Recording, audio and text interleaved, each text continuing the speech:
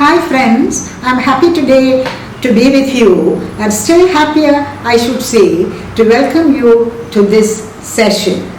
As I've already told you, I'm not happy to call it a session in fact because a session brings to my mind a classroom where there is a teacher who puts a lot of pressure on you with homework and whatnot, asks you questions which you may not be able to answer. So all this, I believe, makes the class not a pleasant experience for you.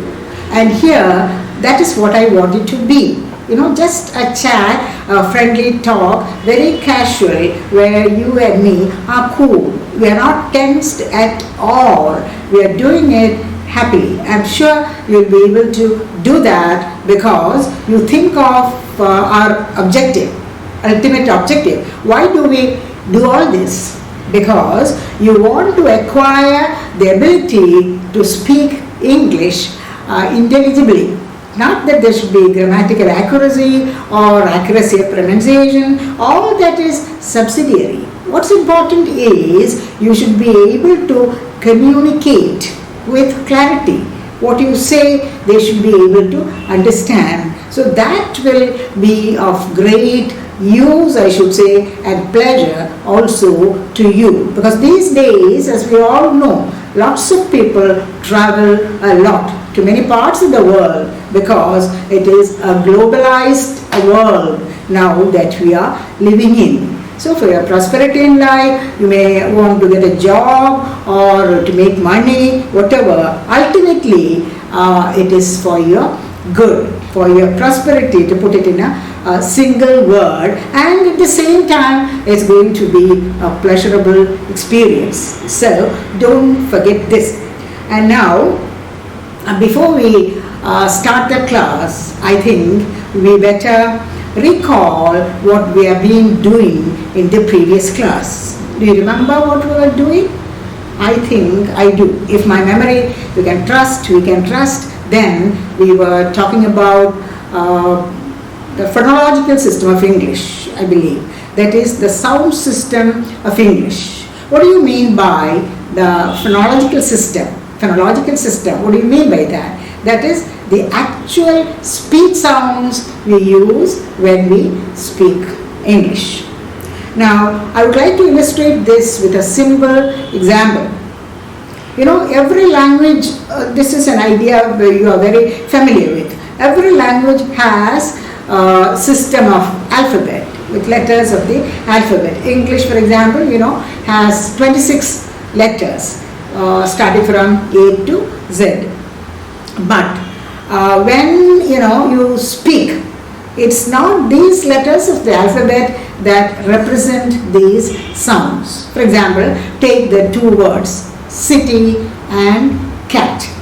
See, both these words begin with the letter C. But in city, see, we say city, it is S. But the same letter in the next word, that is cat, we don't say sat, we say cat. Why is it? It's like that. There is no rhyme or reason. English is like that. But no need to fear about it or have anxiety about it because it is like that. It's like that. And it has got its own advantages also. It makes English a beautiful language without any rhyme or reason that you will discover very soon and again in a pleasurable way. Now, to use, there are so many situations in our life where you have to use English in an appropriate way. That is, we should be able to say a thing, something, whatever, how, when, and what. That's, we may call it conversational English, where we have situations like greeting, introducing, and regretting, asking to repeat. All these are situations which are common in your life and my life. So there is no need to learn it or to be upset about it, but you have to utilize it. You say the right thing in the right manner when that occasion comes. And as I told you, it is there in your life. So almost every day we'll have to greet a person or make a request or congratulate ever so many. Actually, 22 such situations have been identified, and one by one we will deal with these. So first, let's look at greeting and how do we greet people. That again depends on the time of the day or night. It's morning, of course, you have to say morning, then it's afternoon, evening, like that. And also depends on your relationship with the person you are talking to, because you and me know very well it's not the way you greet a friend that you greet your teacher. You will be very casual, you will be smiling, you will be happy when you greet a friend. For example, let's look at some examples. You may say, hi, how do you do? And you may also say, instead of how do you do, you can also say, how are you? How are you? Because it's at the end of the day, it's your friend.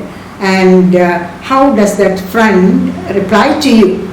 He'll say, naturally, he'll say, thank you very much. And how about you? And your reply will be, I'm fine. And this thank you, you have to bear it in mind. English is, I've told you, a very polite language.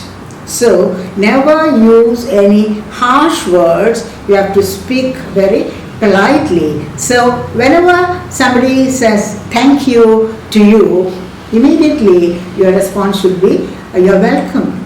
You're welcome, or no mention please, don't mention. It means it's your pleasure. It's your pleasure. You're not doing a great thing to me. It's your pleasure. So that's the way you greet. And then another thing that you have to take care of while greeting is telephonic conversation. When you speak through telephone, what's very important is clarity. Because you are not face to face, you don't see the person. So you have to be very clear about what you are saying. For the person at the other end also doesn't see you. That person doesn't see you. So clarity is very important. And what he says will depend on your relationship. I told you, whether it's a friend or a teacher. So say, for example, you greet a teacher with good morning, and the teacher also will return it with a good morning.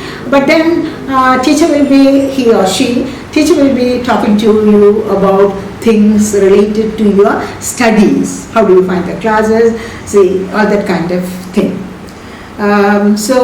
Then what else? This is what is important.